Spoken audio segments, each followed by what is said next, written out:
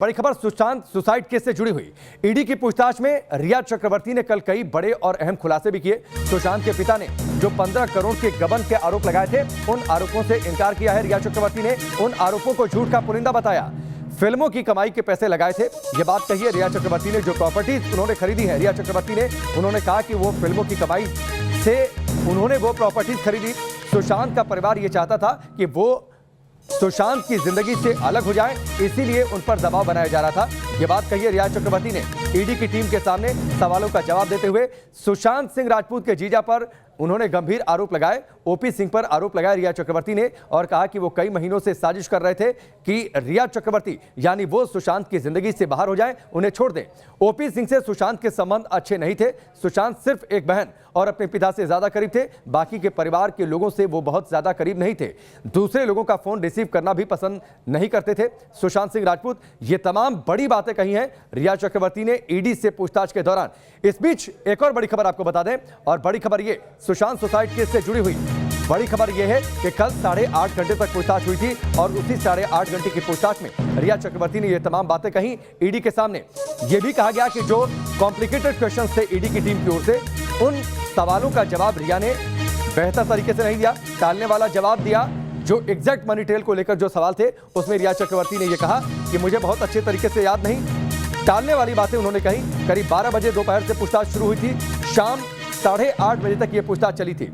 ED ने रिया चक्रवर्ती से 8.5 घंटे तक पूछताछ किए।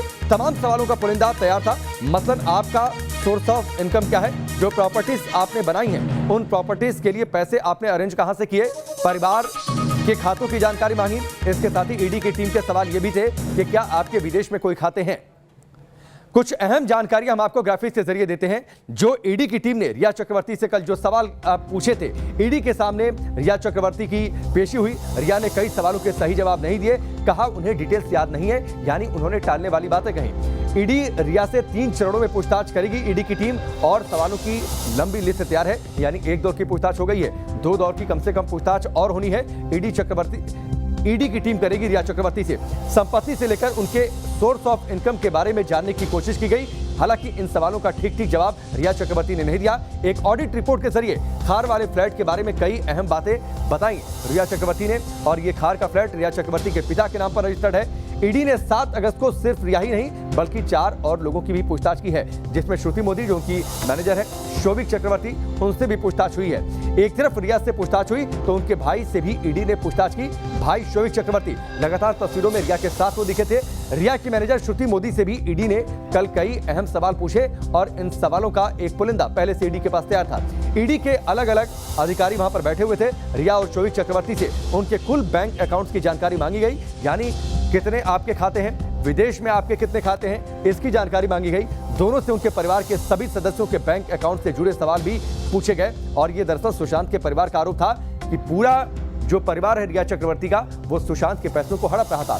ईडी ने रिया से सुशांत और उनके रिश्तों के बारे में भी कई सवाल पूछे। इन सवालों का हालांकि रिया चक्रवर्ती ने जवाब दिया और सुशांत के परिवार पर आरोप लगाया कि दरअसल सुशांत का परिवार उनको पसंद नहीं करता था, इसीलिए वो चाहता था कि रिया चक्रवर्ती सुशांत को छोड़कर उनकी जिंदगी से अलग हो जाए। हालांकि ये भी जानकारी सामने आई है कि सुशांत सिंह राजपूत को डायरी लिखने का शौक था। सुशांत सिंह राजपूत ने डायरी में क्या क्या लिखा था, ये बड़ी बातें हम आपको बताते हैं।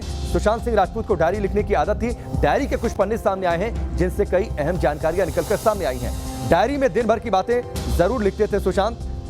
मसलन दिन भर में उनके साथ क्या कुछ हुआ, उनके मन में क्या कुछ ख्याल आए, इन बातों का जिक्र अपनी डायरी में करते थे। सुशांत की डायरी में फ्यूचर प्लान और दिल की बात है। सीबीआई के हाथ लगी है सुशांत की डायरी, और माना यह जा रहा है कि इस डायरी से कई अहम बड़े खुलासे हो सकते हैं कि क्या वाकई सुशांत सिंह राजपूत परेशान थे, उनकी जिंदगी में और क्या परेशानियां थी। इस डायरी से कई अहम जानकारियां निकलकर सामने आ सकती हैं।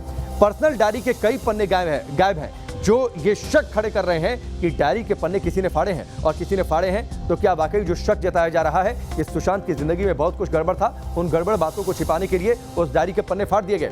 सिद्धार्थ पिठानी ने कहा था कि सुशांत ने खुद ही पन्ने फाड़े हैं। अब इस बातों में कितनी सच्चाई है, ये अपने आप में एक बड़ा सवाल है। सिद्धार्थ पिठानी जो कि सुशांत सिंह राजपूत के फ्लैटमेट रह चुके हैं। हालांकि ईडी की टीम आज सिद्धार्थ पिठानी से भी पूछताछ करने वाली है, क्योंकि काफी करीब थी ये सुशांत सिंह राजपूत के। ईडी की पूछताछ में बड़ा खुलासा, बैंक स्टेटमेंट के जरिए क्या हुआ, यह हम आपको अब सिलसिलेवार तरीके से बताते हैं। रिया के भाई शोभिक चक्रवर्ती का बैंक स्टेटमेंट निकाला है ईडी की टीम ने।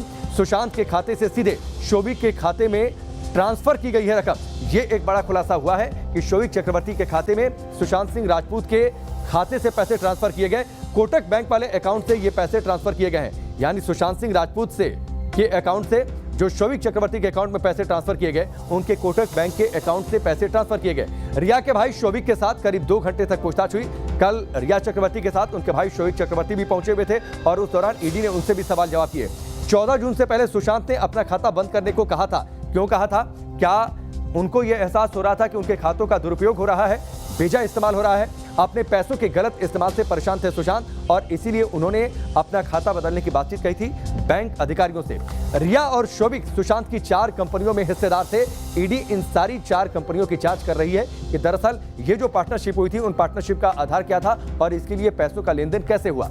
रिया और शोभिक सुशांत की 4 कंपनियों में हिस्सेदार थे। हमारे सहयोगी शैलेंद्र लगातार इस पूरी मामले पर नजर बनाए हुए हैं, जो ईडी की टीम पूछताछ कर रही है। उनकी एक रिपोर्ट हम आपको दिखाते हैं।